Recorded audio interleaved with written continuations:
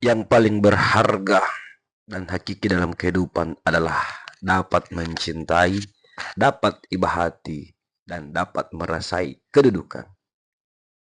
Suhoki.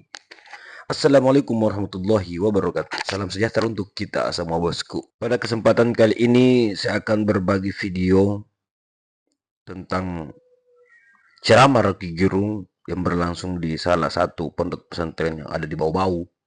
Yang kemudian beliau menjelaskan tentang masa depan bangsa ini dan masa depan generasi.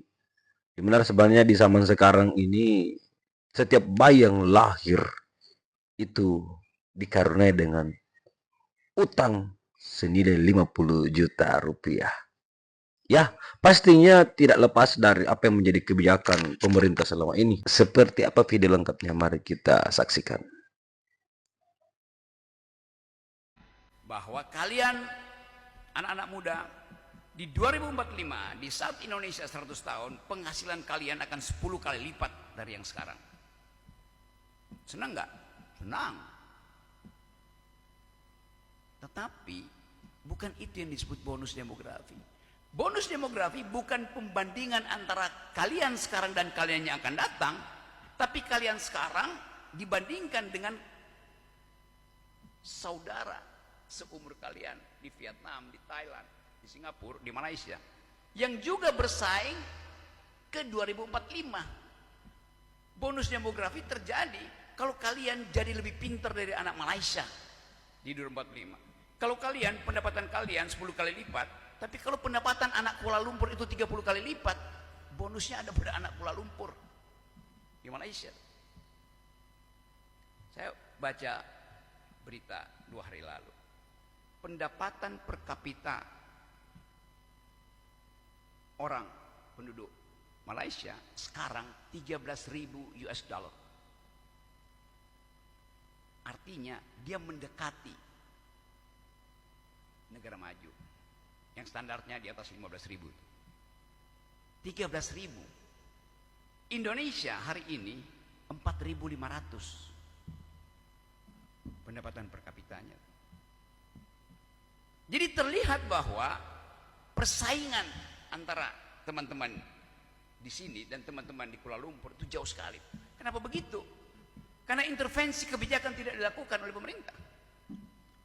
Hari ini setiap malam ada 19,5 juta manusia Indonesia tidur dengan perut kosong. Siapa mereka? Kebanyakan pasti adalah perempuan, mak-mak, yang berbohong kalau ditanya udah makan bu, udah, padahal dia nahan lapar karena dia ingin tunggu suaminya makan duluan, anak-anaknya makan duluan tuh. Jadi kejahatan ekonomi selalu tiba pada perempuan lebih awal. Padahal kita ingin memuliakan rahim-rahim perempuan sebagai penerus dan pemberi generasi yang kita akan sebut generasi emas. Stunting hari ini prevalensinya udah 24-25, artinya dari 4 kelahiran ada 1 anak yang pasti otaknya cacat karena kekurangan nutrisi itu. Bagaimana kita mau bersaing di 2045 kalau otak kita tidak tumbuh melampaui otak anak Vietnam, otak anak Singapura. Singapura IQ-nya rata-rata 105, Vietnam 115, kita 78 IQ-nya. Sedikit di atas simpanse. Serius itu terangkan itu. Jadi pendidikan di pondok ini memang menyumbang pada peningkatan IQ. Dan itu yang kita inginkan, pemerintah gelontorkan uang rakyat dalam bentuk pajak APBN itu pertama-tama ke pendidikan. Bukan bangun ibu kota negara, tapi ibu kota pengetahuan yang ada di Bau-Bau.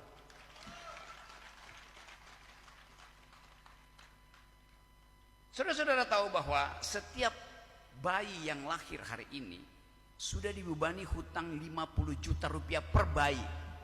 Karena hutang kita 8.000 triliun. Digabung dengan swasta bisa 15.000 triliun. 15.000 triliun dibagi pada 2 juta bayi yang lahir setiap tahun. Setiap bayi kira-kira segitu, 50 juta. Jadi Anda bayangkan bahwa nutrisi untuk ibu hamil kurang. Kenapa? Karena hak ibu hamil untuk memperoleh makanan bermutu, protein, vitamin, susu berubah menjadi semen, aspal, kerikil untuk ibu kota negara, untuk IKN. Rahim ibu-ibu yang seharusnya dibayangkan akan menghasilkan generasi emas, akhirnya dibebani oleh nutrisi yang kurang. Jadi kalau ada survei misalnya hari ini di sini, apakah ibu-ibu yang hamil senang dengan kehamilannya? Pasti bahagia. Semua perempuan yang hamil cerah wajahnya, walaupun gaji ASN gak naik-naik, naiknya tidak setara dengan kenaikan harga-harga. Tapi watak dasar perempuan hamil adalah bahagia. Akan ada generasi yang dia hasilkan. Sekarang kalau kita survei, bukan ibu-ibu pasti saya bahagia hamil. Sekarang survei janin yang ada di rahim ibu-ibu. Tanya pada si calon bayinya, "Hai bayi, kamu mau lahir enggak?" "Ya mau." Terus yang surveyornya bilang, "Kalau kamu lahir, kamu potensi kekurangan nutrisi stunting dan otakmu akan drop 30%, mau lahir enggak?" "Wah, masa begitu sih?" Lalu diterangkan, bayi itu bilang, "Oke, saya pikir-pikir dulu." Lalu tambahkan, "Kamu potensi stunting dan kalau kamu lahir, kamu harus sudah membayar hutang 50 juta, hutang pemerintah Presiden Jokowi." Apa kata si bayinya? Fa. Si bayi itu akan bilang, lebih baik saya tinggal di rahim ibu saya daripada saya dilahirkan tapi harus bayar utang pemerintah, daripada saya dilahirkan tapi IQ saya tidak akan tumbuh karena ibu saya tidak diberi nutrisi baik oleh pemerintah.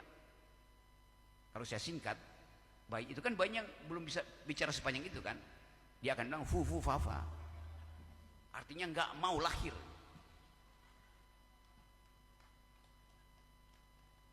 Kita mau terangkan itu sebagai problem. Saya tidak mau ngelola pemerintah. Faktanya begitu. Yang bilang IQ kita tinggal 78 bukan saya, bukan Pak Diki, bukan Pak Faisal atau Pak Jafar.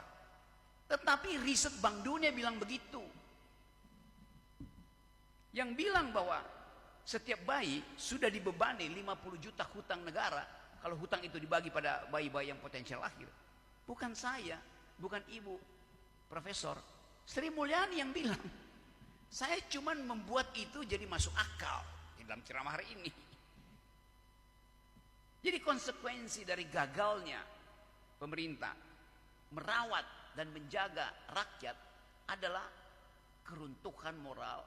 Karena makin banyak orang yang menganggap udahlah kemiskinan membuat kita jadi kriminal. Begitu banyak saya baca setiap hari. Perempuan diperkosa, dibunuh. Oleh apa? Oleh anak muda. Anak umur 13 tahun memperkosa anak umur 11 tahun. Dibunuh pula kan. Pertengkaran kecil suami istri berakhir pada pembunuhan. Karena ada frustrasi sosial. Nah kita lihat bahwa di kita di sini, di Bau-Bau, ada semacam lokasi tempat peradaban itu melindungi dirinya dari kemerosotan moral dan intelektual. Namanya Pondok Modern Al-Amanah.